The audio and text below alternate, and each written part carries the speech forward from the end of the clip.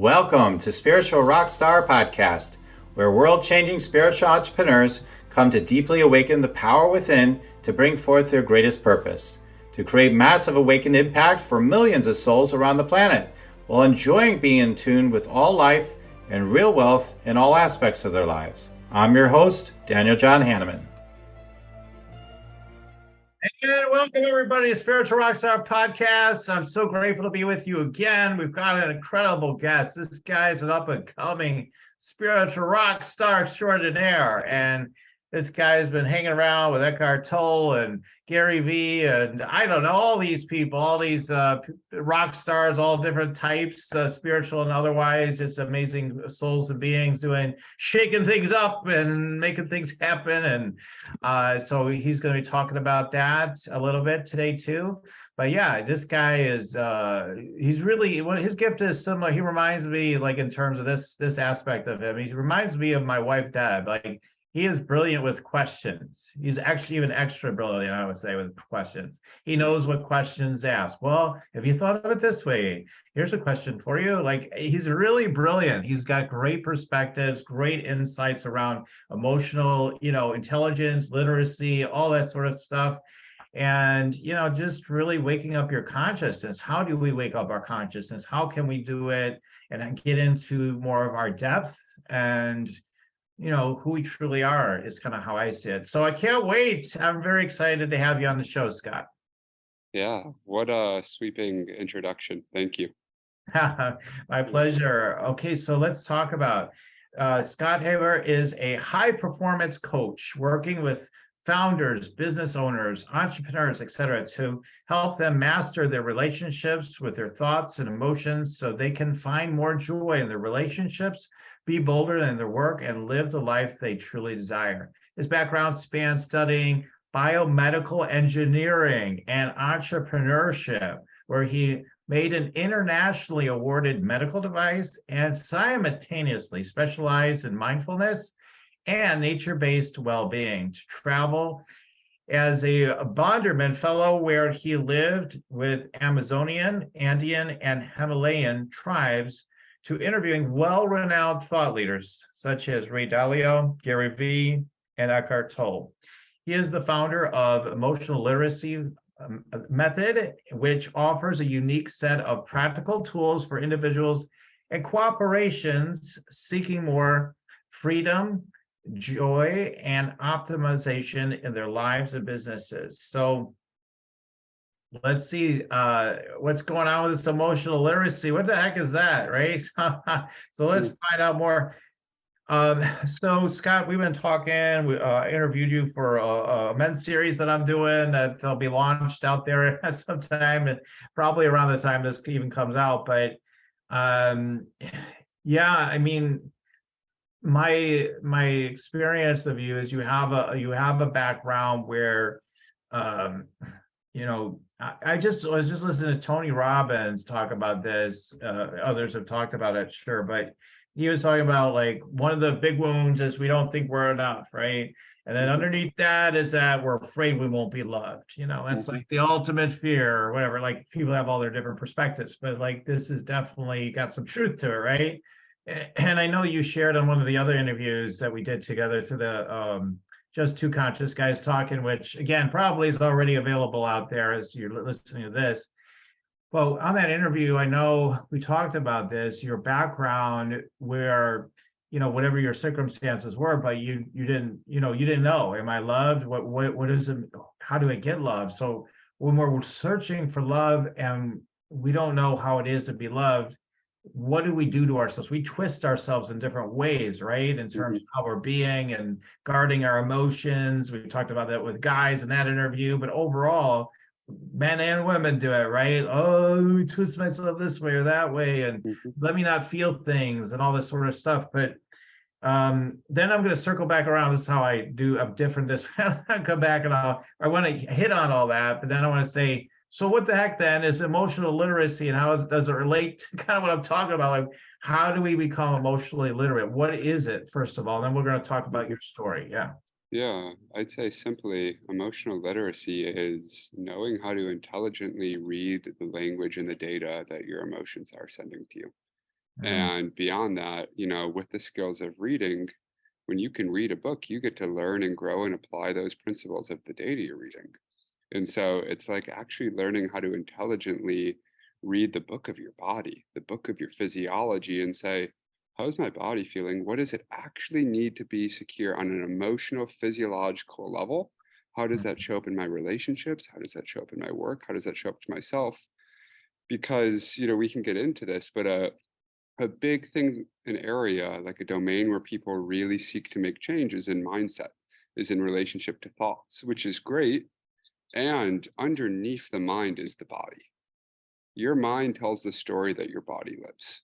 It's like when you're sick, your mind isn't very happy. When your body's fit, your mind has almost a natural joy. And I don't just mean fit and fitness gains. I mean like a healthy microbiome. I mean no chronic pain. I mean good posture. And mhm. so going in at the level of emotions is like going into the soil of a root system or a tree, if you wish, to really modulate how the tree is growing rather than working with the trunk or the branches of mindset. Mhm. Yeah, wow. Okay, so there's a lot to unpack there. I mean, one of the things that I'm always constantly, it's like people say you geek out on different things. I kind of geek out on some of the nutritional, experts out there. I listen to the same things again and again because it's just interesting to me. I probably need to apply more of the nutrition advice. I'm still working on that part, getting better, but like they talk about, yeah, your microbiome, your in your gut and everything. And I remember recently, one of the experts out there, there's so many and I forget their names in the moment sometimes, but one of them was saying, everybody monitors themselves now. They get glucose monitors and all these Mhm, different things to measure everything, right? Which I think is fun and very cool, but also kind of funny to me too in a way. mhm, But so he's checking everything. And he's like, actually, like I start spiking like glucose, or insulin, I should say, not glucose, but like the insulin starts spiking like when I'm having a stress. And then when I mhm, eat right afterwards, it spikes, then it's even more than he normally is, right? mhm, So you literally could be eating perfect, so-called perfect, whatever that is, but you mhm, could be eating perfect. And if you're not dealing with your emotions and your stress, you could be like highly inflamed, right? And so I mhm. think that's what's so amazing is like the work you're doing is like with the emotional literacy is it helps you tap into physical wellness. I mean, a foundational, level, and from that place, much deeper, right? Then we Mhm. able to harness our spiritual aspects more, and mentally, and on every level, things get clearer and more expanded on so many different levels. So I think like this is such a huge key because emotions, Tony Robbins, like again, he's like emotions drive everything, right? In Mhm. sales they always told us emotions is the number one thing. If you get when you sell to the emotions, that's where you're gonna win, or whatever. Yeah, yeah, Old school sales, right? So yeah, the emotions, like there's so much of our well-being and our success and everything is packed right in there. So that's brilliant that you're working in yeah. that area. It Yeah. almost sounds funny to categorize it and like chunk it down of your emotions for sales and your emotions because like Yeah. your emotional system is just so foundational that we neglect it and we don't have really intelligent tools to express it without directing it at others, and Mhm. rather we suppress it. But your emotional system is foundational to who you feel comfortable around, to how you're able to say no or not able to say no, to what keeps bad patterns in place, to your ability or inability to create new things and to step into new roles that you haven't before. Like every decision you're making, every relationship you're having, everything you're creating is founded on an emotional system. Like they are evolution's tools to incent the organism to keep it safe. They're behavioral tools. So when any species feels hungry, like, and it's missing food, there's going to be a whole suite of emotions that comes along of like, oh, anger, irritation, frustration that says, hey, take action so you don't feel this way anymore. So emotions are literally the levers of behavior. that our genes have evolved, and getting to learn them is actually learning on the deepest, cleanest level, what nourishment am I missing? And when I can love my emotions, there's not really anything you're scared of. Right. Yeah, when there's no, they say resistance, right? So if you're not resisting what's coming up, some people say there's only two emotions, right? The whole Course in Miracles thing. Eckhart, one of the people you interviewed, is a big fan of. Actually, he talks a lot about it. He references it quite often, it seems. So they'd say, "Oh, it's only love or fear." What's your? I don't know. That's coming as a question to me. I'm like, do you feel? Because if something's coming up and um, if you're feeling good, it's probably based on love, I guess you could say, right? They say love or above, like on a power versus force bug with David Hawkins and all that stuff. And then if you're feeling fury, oh, I'm frustrated, oh, I'm angry, oh, I'm sad. So this idea that there's only love or fear is the foundation. Is that what you would say, or do you think it's more nuanced than that? It's like the There's core. Yeah, there's truth to it and there's nuance in the way I understand it, where I would sort of epistemically say there are what we'd call positive and negative emotions, Mm-hmm. which that distinction even starts to blur and break down. Like once you actually feel sadness fully and fear fully or anger fully, it's not that scary anymore. And it could be really joyful when you actually allow it and you're not resisting it. So just as a side note, most of what we consider as a negative emotion is actually the feeling of resisting an emotion. Right. So I would say, just to make a taxonomy, there are positive and negative emotions, and you can call them love or fear. You can call it joy or aversion, which are sort of like the chairman. They're sort of like, as Joe Hudson would say, the matriarch. And so then there are other derivative emotions under it that are like the children of those emotions. Mm-hmm. Yeah, there's a really good quote. One of my teachers has really been Joe Hudson, who is a great coach. He does the art of accomplishment. And he has this really good quote, which is, joy is the matriarch in a family of emotions, and she won't come into your house unless you let all of her children in. Wow. Yeah. Hmm. Yeah. I mean, there's truth to that.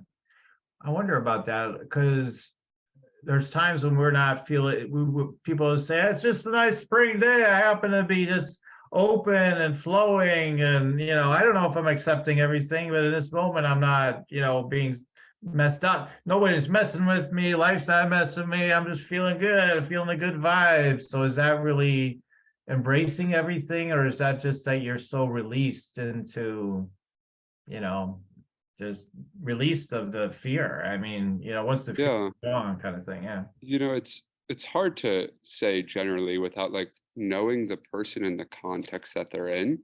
Right. But I can tell you a theme that I hear coming up that I see constantly in clients or just larger as a culture, which is our idea of joy, of security, of nourishment is actually comfort and convenience.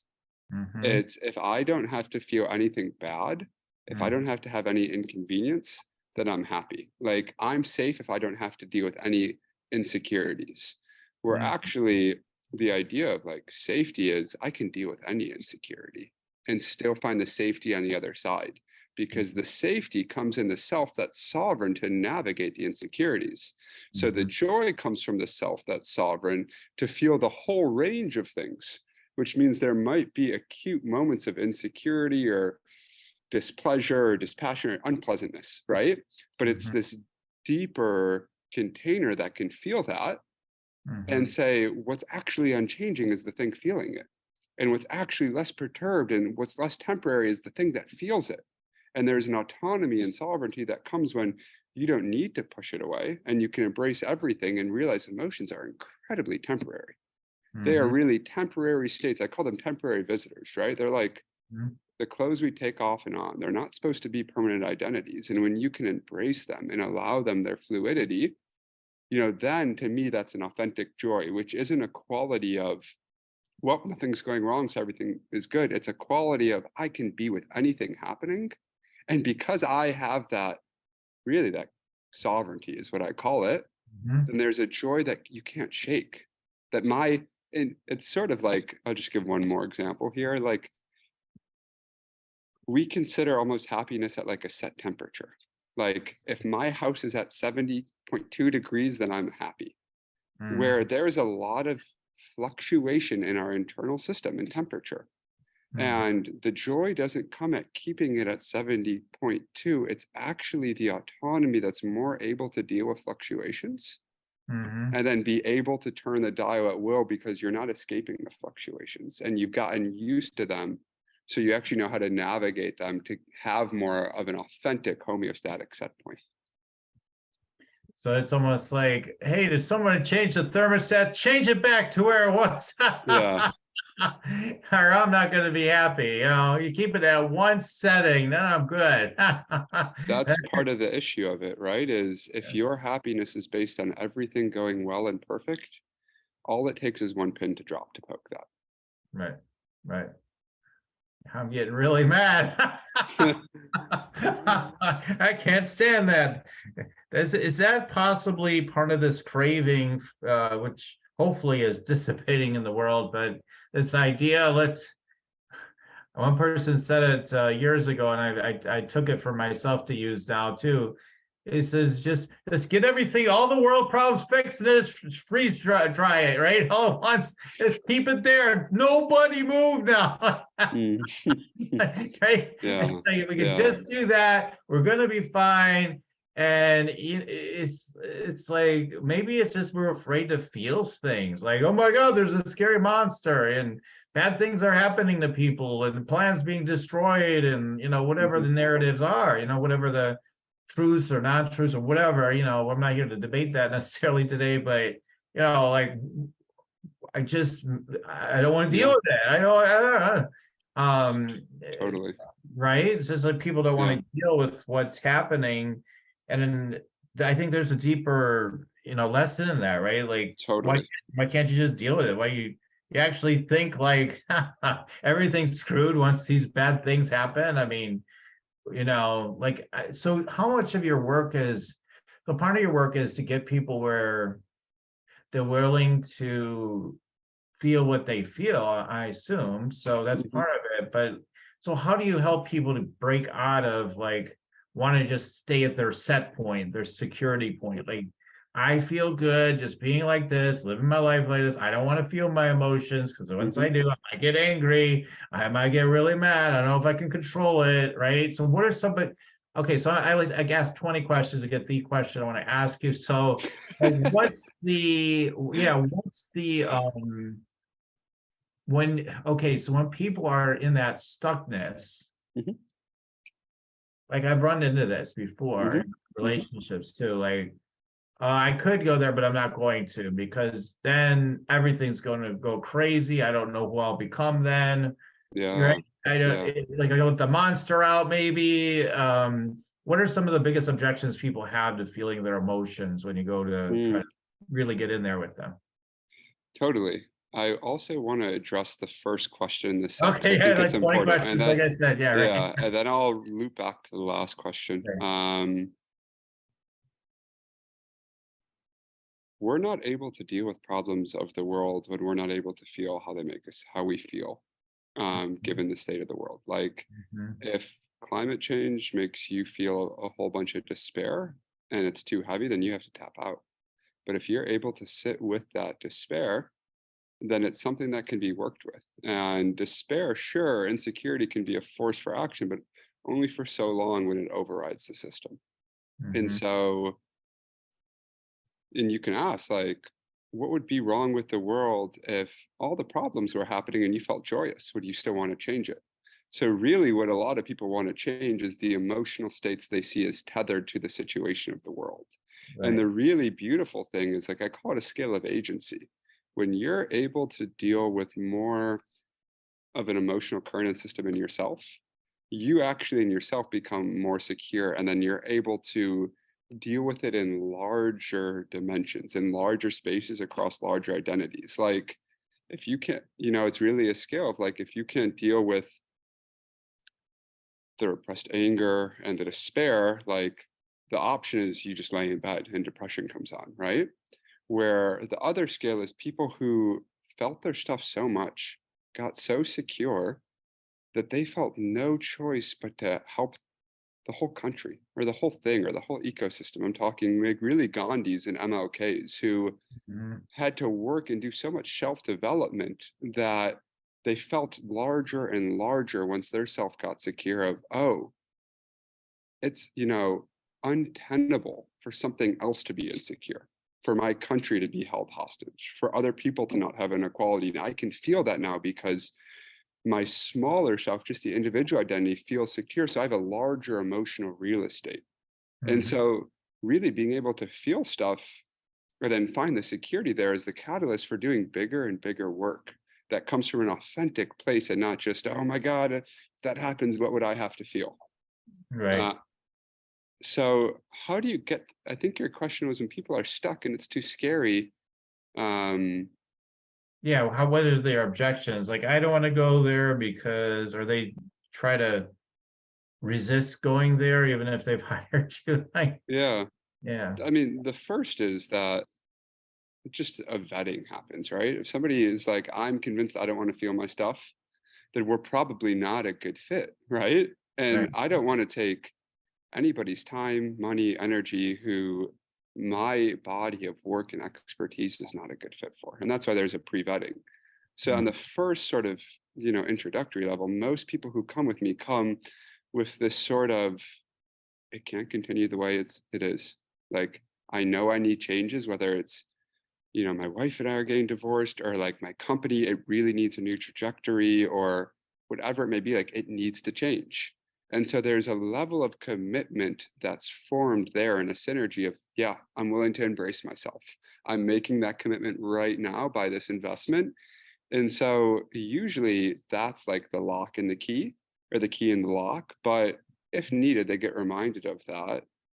Mhm. And also, I just think the most important thing is your ability as whatever we want to call ourselves, right? Like the world calls us coaches. So coach, um, to make someone feel safe in places they didn't previously feel safe.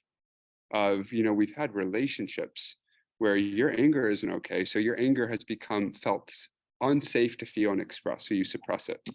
Mhm. Or your childhood, your parents weren't okay with your joy, or there was a helplessness that happened that you needed to avoid. I see this happen time and time again with clients, like, oh, hey, it's just that I don't want to do this for my partner. And then when we really start to trace it back, we're like, oh, so how is this avoiding the feeling of helplessness when you were a kid?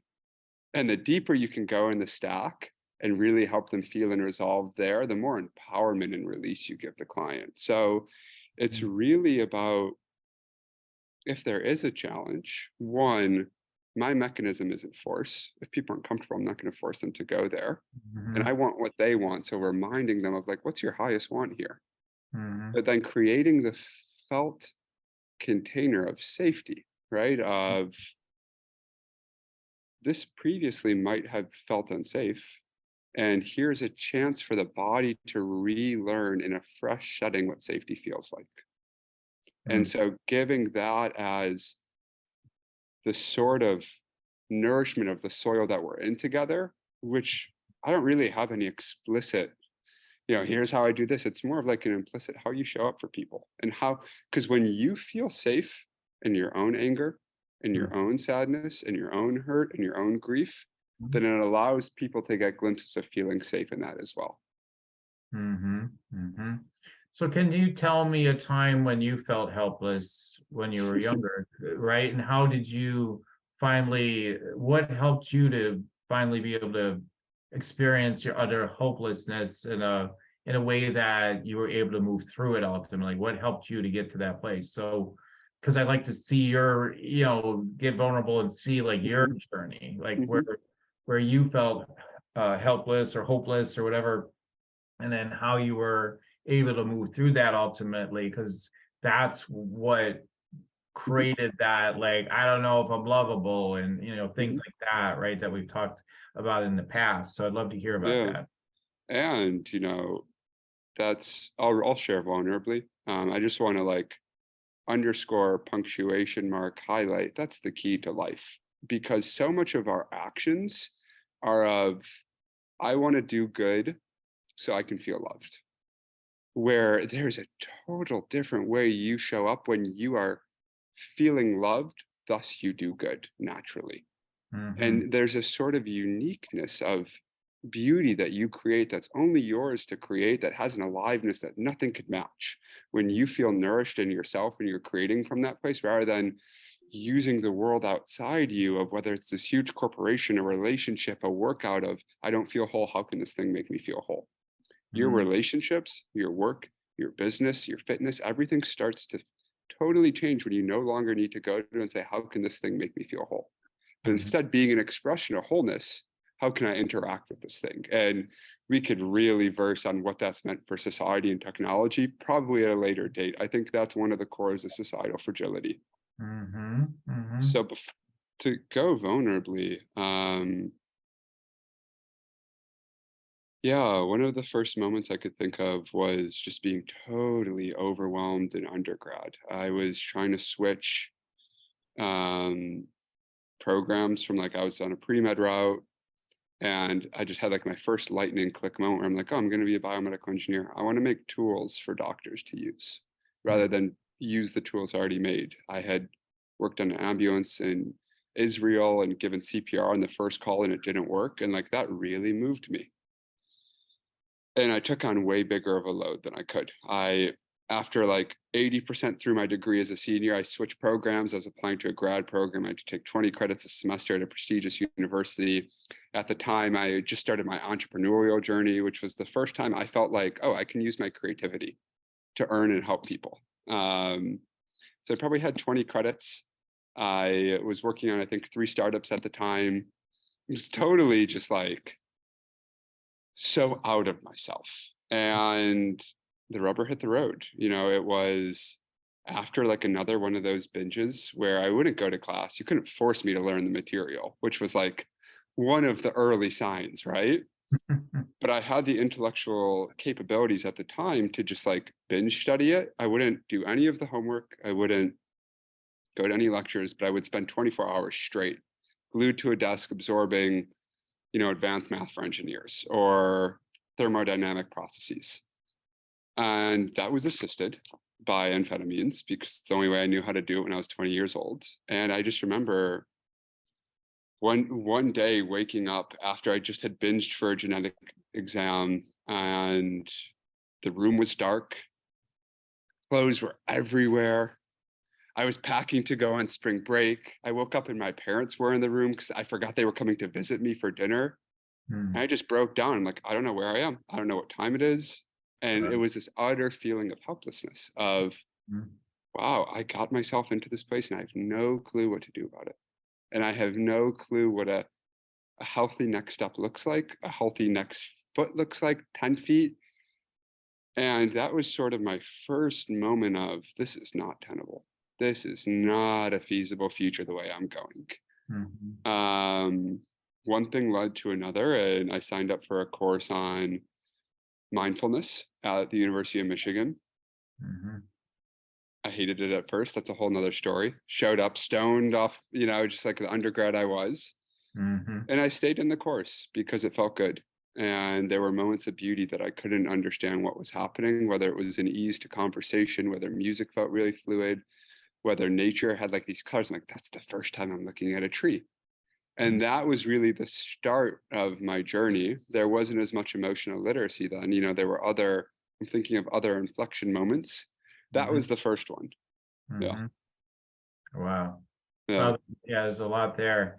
So so what started shifting, if I'm hearing you correctly, is you went from, this kind of like not being oriented and connected with the world to being more connected, and then your emotions started to come from flowing from there, or I'm just wondering, how did you really start getting contact and Yeah. flow more of your emotions? Like, what was your process?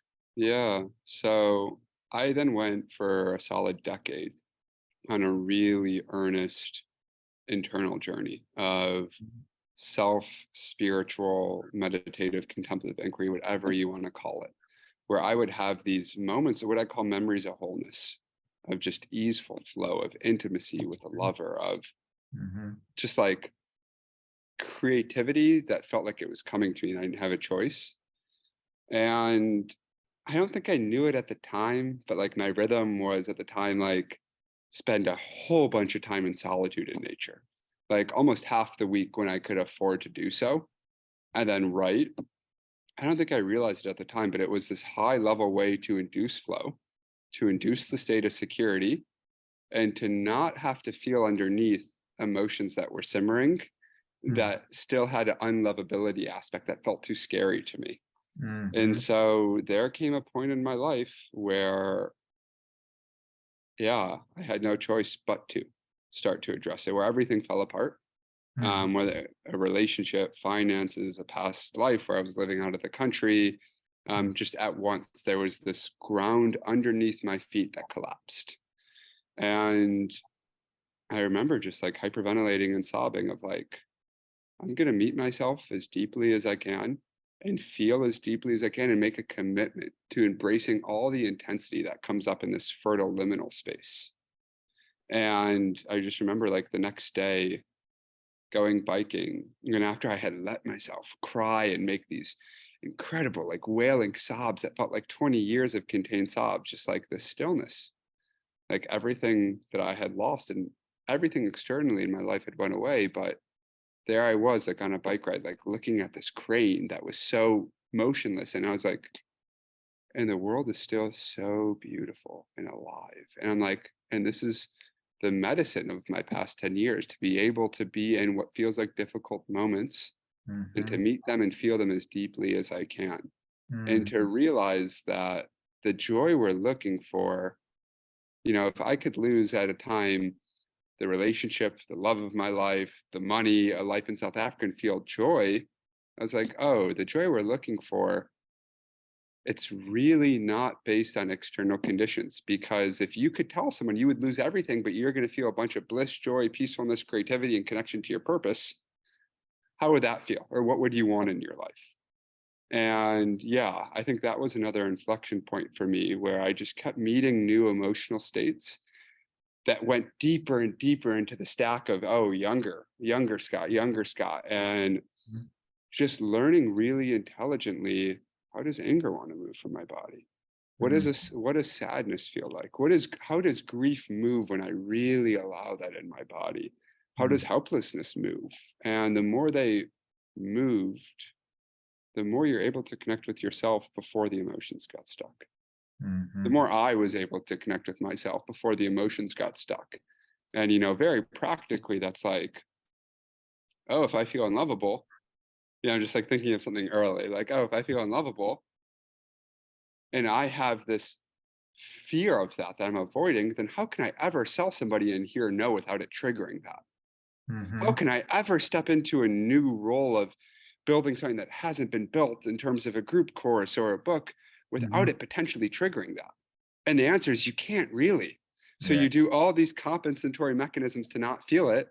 And one of the things that mainly people do is they just don't build a thing. They don't create. They don't sell because the feeling of no or being rejected is too scary. But if you already feel that, then there's nothing you're scared of, really. Right. Yeah. I love like what one of my clients concluded is that was really a cool insight he had that I remember him sharing. He said, it seems like when I don't take action, I feel pain. When I take action, I find pain. No matter what I do, I find pain. So I may as well take action. So, Yeah. so in other words, you're going to find pain, but you'll also find more vitality, energy, and aliveness, is what I find, at least. Like when you're willing to take the action that you're being called to take, whether it's, you know, what you're saying at one point in your life, like, it's just like I need to be out of nature as much as possible and just soak up all the possible presence I can. And then you found your, the emotion starts saying, hey, we need more attention. Now you're ready for us, right? Mhm. And it's like, let's play with, let's play together. All right. And then it's like that comes on board and you're able to experience the bliss really of the emotions. Mhm. First, maybe it doesn't feel that way, but then it comes in that way. When you really feel emotion, we know that, right? We start feeling a blissfulness even in amongst even anger, right? Like, and you're Mhm. laughing, you're like you're suicidal, crazy suicidal, but you're in bliss. Like that's how wild it gets when you really start embracing your emotions more. It's like you start getting it, so Yeah. in a way, And right? it's never as scary as the story we're telling. Right. I have 8 pillars of what I think build the foundation and the table of emotional literacy. And Mhm. one of them is your emotions are true physiological experiences. They are objective and real physiologically. And there's so much that we bought into the mental story of the emotion without realizing it's just an emotion underneath. And it's always scarier than the real event. The distortion of the mental interpretation is almost always worse than the feeling of the emotion. I would say always, right? I mean, if Yeah. we go to the absolute truth, it's like there's nothing to be afraid of. I mean, Hmm. in a way, that old saying is true. That's why it's so famous. There's nothing to fear about fear itself. In a sense, it's true. Now, yeah, okay. People say, "Oh, wait a minute. What if a tiger's chasing you?" But I've always argued back, yeah, fear's fine. We can embrace fear and let it rise and be with it 100%. But it's okay, whatever happens. But the truth is, like I always said, it's like, yeah, you could also just like go play with the tiger and not, and it would work. It could work if you're fully present. And So, if you don't feel the fear of the tiger chasing you, what happens is evolutionarily, you get eaten by the tiger. yeah. So our emotions were literally designed to keep us safe, and feeling them, you get to know what right action is. Oh, there's a tiger here. I need to leave the environment to feel safe. Mm-hmm. Yeah. What Yeah. if you did feel fear? You're like, oh, hi, pretty tiger. Whoa, what happened? I didn't know. Yeah. You're not feeling anything necessarily. You're just like, oh, I don't know what's going on. Like the Mhm. fear is like turning on an energy for you to be more present. Is how I see it. It's like be more Totally. present is how I always see contraction or fear. So that's really cool. Lovely. Yeah. Do you want to meditate and make money? Let it be simple. Let it be easy. Let it be fun. Go to yoursacredpurpose.com and get your free meditate, make money meditation today. So that's an incredible journey you're on. That's amazing. Like Mm. to be like it is almost like here's what I heard, because I'm tuning in and everything. Like it's like you're almost like one day you just kind of walk around, what kind of game have I been playing with myself? What the hell? Right? And then it's like, okay, and then you're just sort of almost like guided to like, okay, it's time to really get connected. And then you just all of a sudden you start getting more connected and then emotions and all that stuff. So I think that's so beautiful. And because my sense of you is like, um, when you're like probably like me and like so many people listening, there's a sense of for people are sensitive and sort of awake or whatever what do you want to call it, and when we're Mhm. younger and are tuned in, it's like, oh, there's injustice in the world and we can sense that. We Mhm. understand other aspects of life too, but we understand there's this like things aren't right in the world. The Matrix movie, right? There's something wrong in the world, there's something's not right. And then if we have our direct experiences with our parents and teachers or whoever the main authorities are in our life are telling us things we aren't true. Well, Mhm. you get like this and that. You're like, yeah, whatever, mom. Yeah, whatever, teacher. Yeah. Like today, Mhm. I just said to a friend of mine that we meet nearly every week. I said, "Yeah, I can remember in schools to this day. I'll never forget. Like having bad handwriting in school. They said, "Oh, you got bad handwriting. You're going to see the handwriting specialist. They're going to get you Mm. to write good." I'm like, Mhm. "You're not going to get me to write good because you're not seeing me." I guess is what was Mhm. going on subconsciously. I'm like, you're not seeing me. I don't care. Who cares Mhm. if I'm writing good or not? So I'd Yeah. write a little bit better for the teacher, is training me. I don't want to make her feel too bad. And then go back into the just keep writing how I want to write. Maybe a little bit better, but not much. You're not going to control me, is that kind of idea, right? You Mhm. can't. you're not going to control me because you're all full of crap anyway.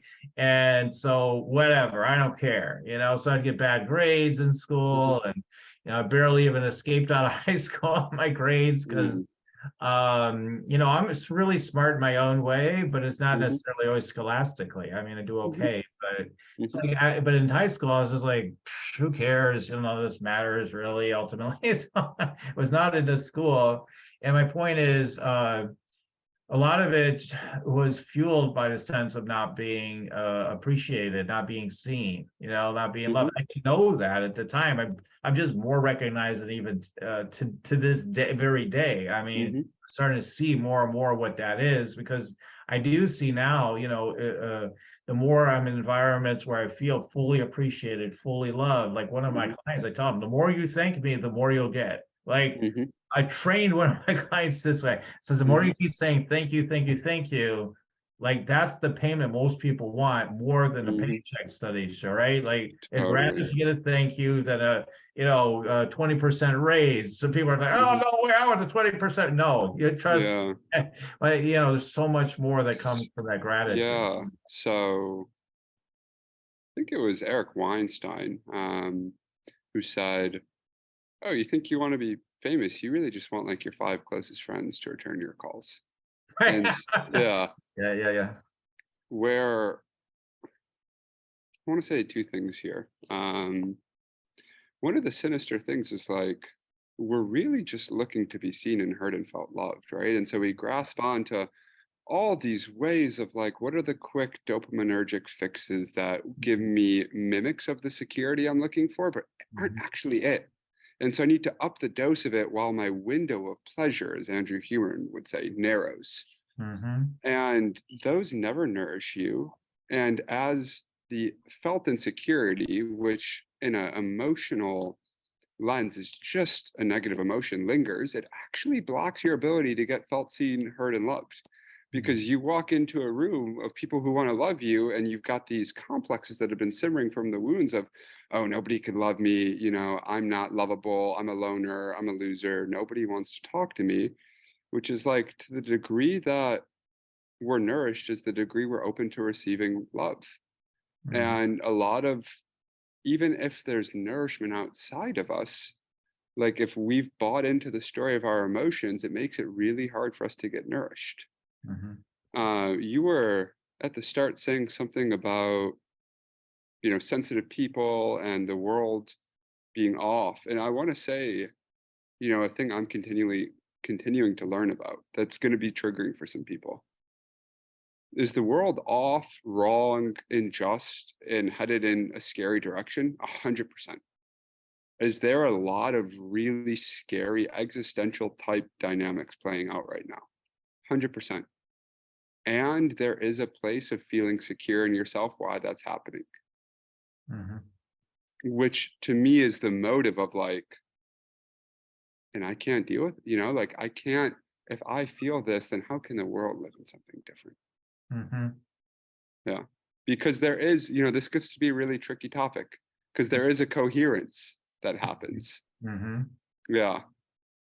Well, maybe all these things are coming up for us to just finally feel our emotions, and then somebody's going to say that's narcissistic. You're killing the planet, right? So I just, it's funny. The mind's so ingenious at coming up with a counterpoint, and I think all of it's good. Like Yeah. sometimes, we want to shut the mind up. We're like, shut up, mind. I don't want to hear that opinion. Okay, how's that helping either, though? So we want to hear all the opinions, but then what are we willing to feel rather than keep going with our opinions, right? I, So, yeah. yeah, I feel the need to justify a little bit what I've said. Okay.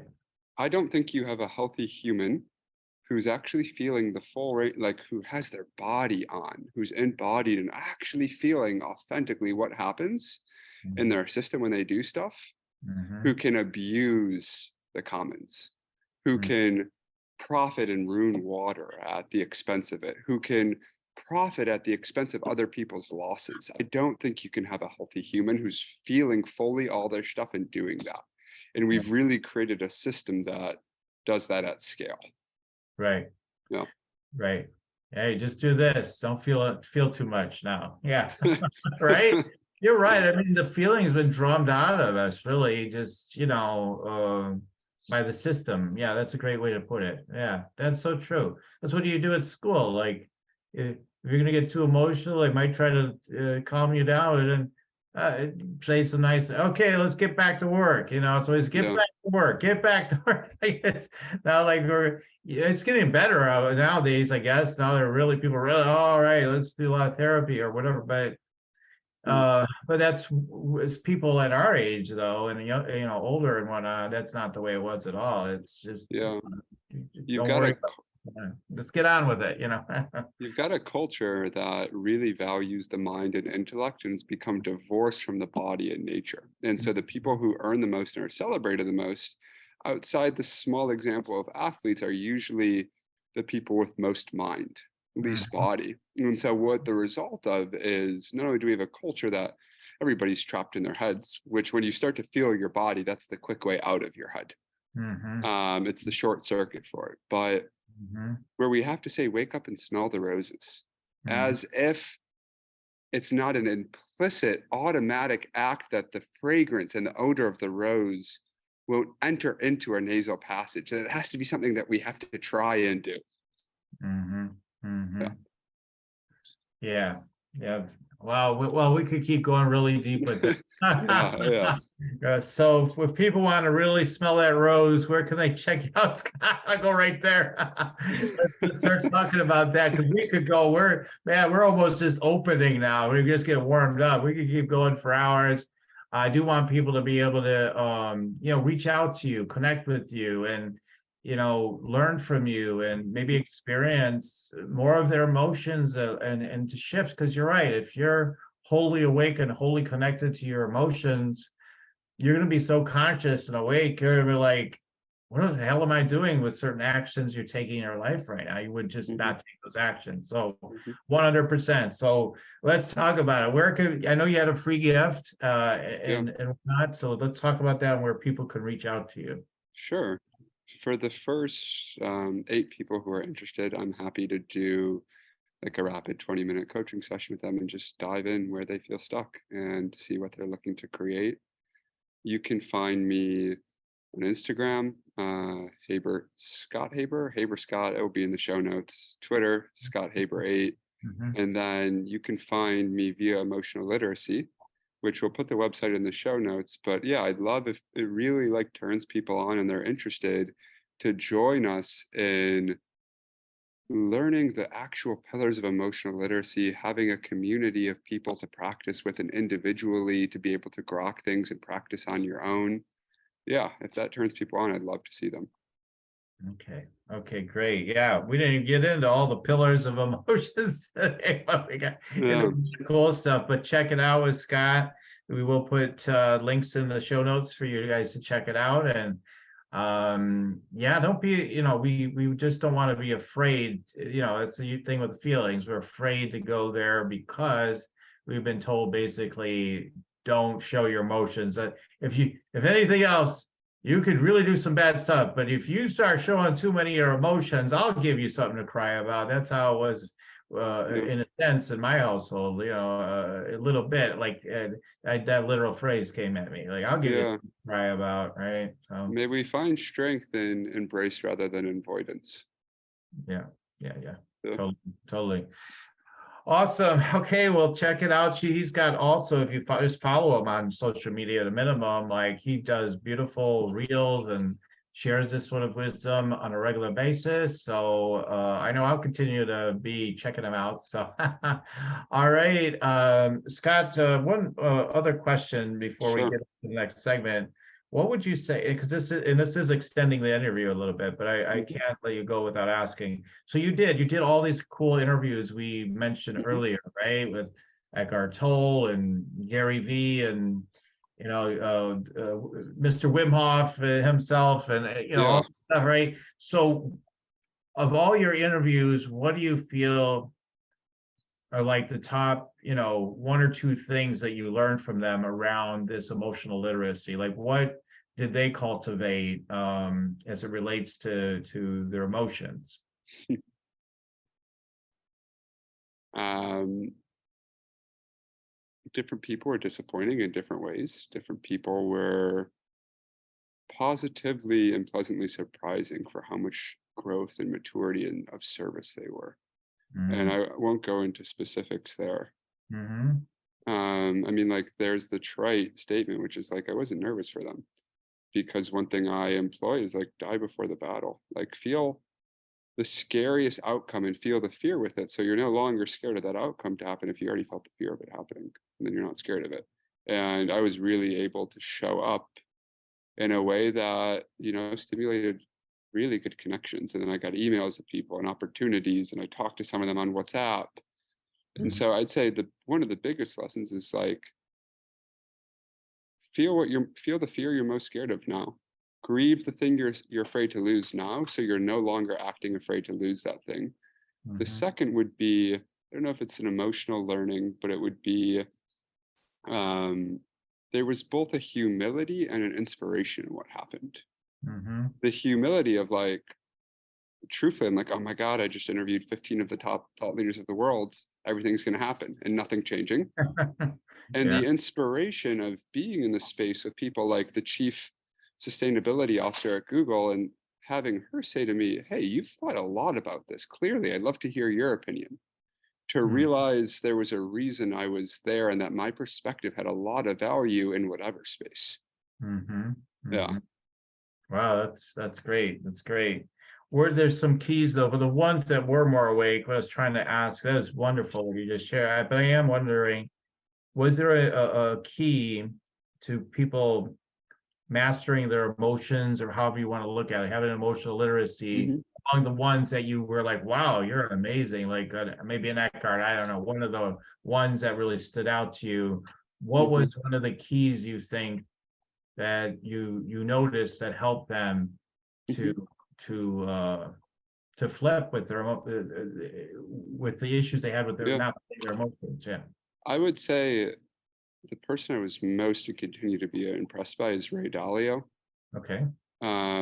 He's an awesome founder of Bridgewater Associates, I think the biggest hedge fund in the world. Wrote Principles, My Life and Work, a #1 bestseller. One of these uber billionaires, like one of the most wealthy people on the planet. And he's been practicing TM, transcendental meditation, for 50 years now. And he incorporates that into a hedge fund of radical transparency is their axiom.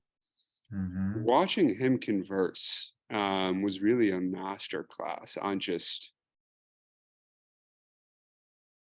he's had so much capacity, so much ability to explain himself, and then to like sort of wait, let's rewind, I could say that better. And this was after he had spoken on stage, I think it was with Al Gore for 2 hours or something. So I didn't like catch him completely fresh. I don't think it was with Al Gore, it was with somebody though. And I think the takeaways, if I'm to retrospectively, put myself in that situation, it's an ability to embrace intensity in the moment. Of, oh, I just said something that didn't sound that great. Can I feel that? And then realize, oh, I'd actually like to re-say that, and not compensate for, maybe I could say that better, so I'm going to double down on what I'm saying to try and not feel the thing. And so like embracing the intensity, there's no compensations of, oh, let me just double down so I don't have to feel how bad I just did. Right. Yeah, I'd say that's the biggest one, is lifetime, can you embrace intensity? That's awesome. Yeah, to be able to embrace that intensity in the moment, be awake and aware to that, and then automatically what's how to proceed. Yeah. Exactly. Yeah. If you're not compensating around not feeling, and you're feeling, you already know easily, fluidly, and joyfully how you need to proceed. Right. Right. Yeah. So beautiful.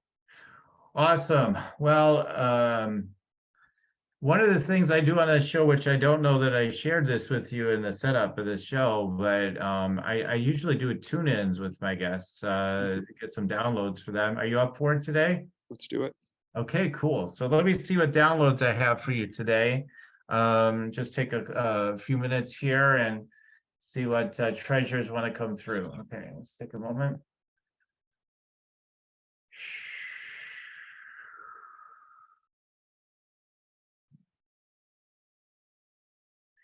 Seeing like these crystal skulls. So Um, it's almost like okay, so I've got this history. Might sound like projection to some people, but I don't know. Guided to say this. So I saw this guy used to come around our area to these expos and stuff that I used to go to. He had this crystal skull, and he's like, yeah, this is the skull I've been carrying around forever. I'm like, this skull is like possessed this guy. Like he is not right, is the vibe I got from him.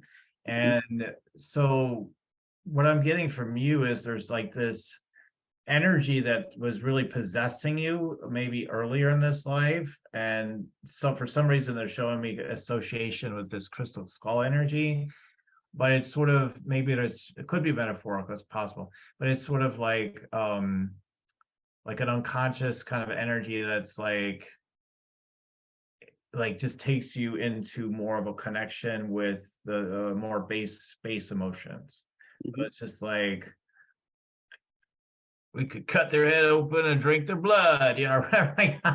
We can do whatever we want, like so it's like really it's cool in a way because you got to experience that. So people have like these deep shadow sides and stuff. You can understand where they're coming from, like, yeah, me too. I know what that's like. I've been there, like so you have a connection to this, and that's actually a gift is what I'm hearing. So in so many ways that we're not going to get into all of them today, but like I just noticed that. Okay, let me see what else is coming through.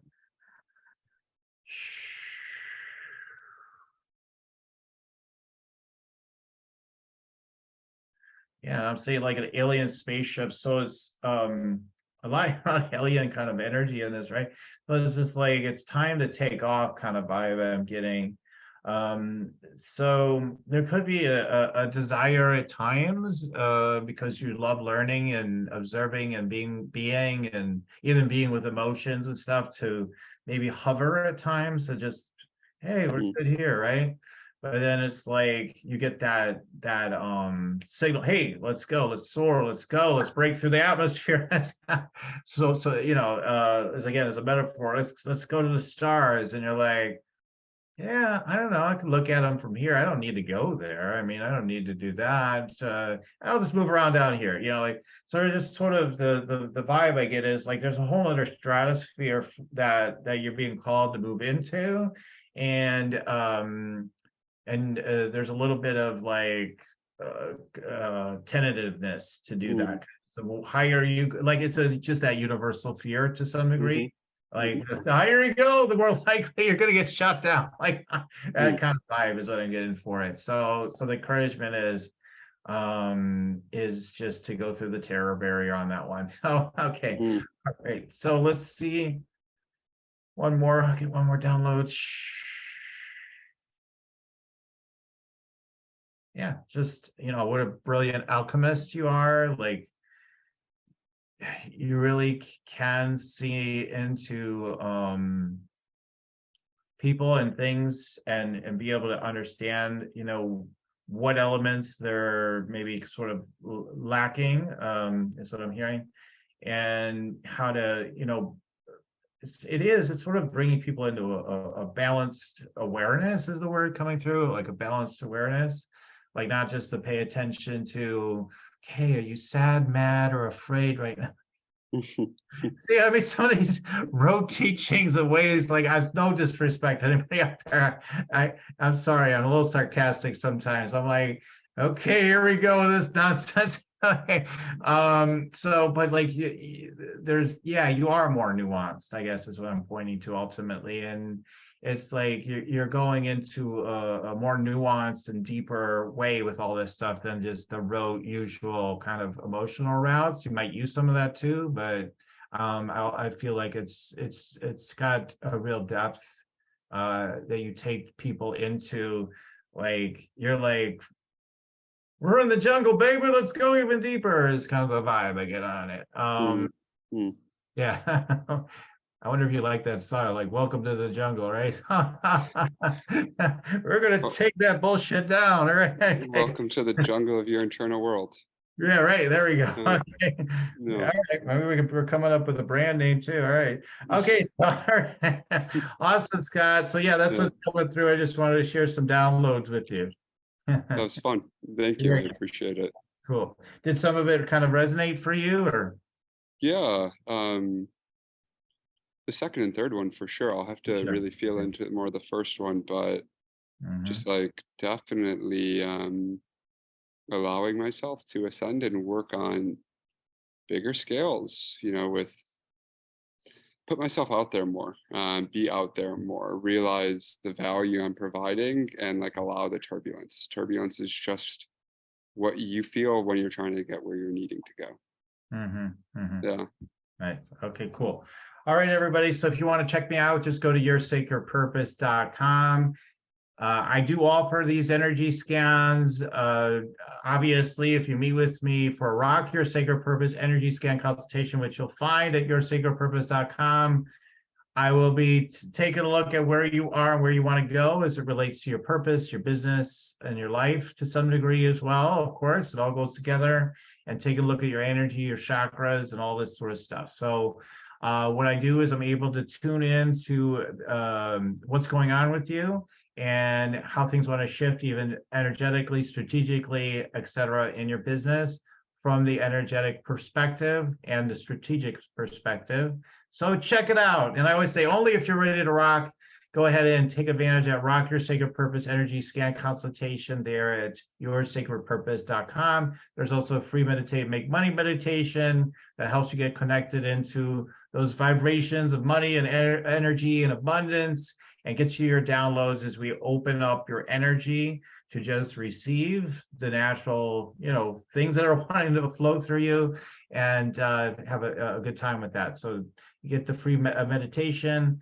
You do have to be ready to rock on that consultation. It is a paid consultation, so you're going to get real value. Lots of people to do the consultation and just go out and do great things just even from the initial consultation. So check it out at yoursacredpurpose.com. All right, so Scott, I'm going to give you the last words of wisdom to share with the audience. What last words do you have today? Mm. Yeah. Feel the scary stuff. Cool. Yeah. Yeah, I like that one. Awesome. All right, everybody. First of all, thank you, Scott, so much. I really appreciate you. I really appreciate you sharing Mhm. your presence alone, to that intensity of like, just go deeper. Let's get into it. It's really Mhm. awesome. I really appreciate you. Thank you for coming on today. Yeah, it's been a blast. Thank you for having me. All right. And then thank you to all our listeners. Keep on tuning in. We'll keep on rocking it here at Spiritual Rockstar Podcast. Till the next time. Listening to Spiritual Rockstar Podcast. Stay tuned for our next upcoming new episodes each Wednesday and Saturday. Please be sure to subscribe, rate, and review to help us to serve you best. As a reminder, you can get your free Meditate and Make Money meditation at www.yoursacredpurpose.com to rock your sacred purpose. Goodbye for now, everybody.